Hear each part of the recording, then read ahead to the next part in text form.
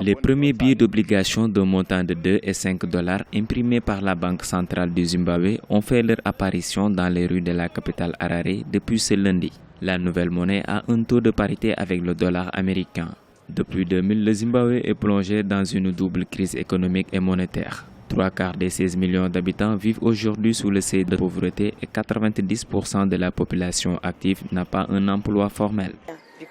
Le gouvernement ne traite que les symptômes sans s'attaquer au cœur du problème, ce qui ne réglera rien. Le problème, c'est que nous ne récupérons pas assez de devises étrangères et les billets d'obligation n'y changeront rien.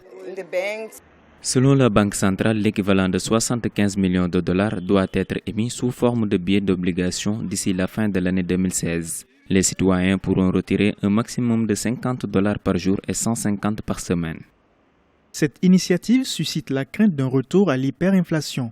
Dans un premier temps, des coupons d'obligation d'une valeur de 2 dollars seront mis en circulation pour un total de 10 millions de dollars. Suivront ensuite des coupons d'1 dollar pour un total de 2 millions de dollars.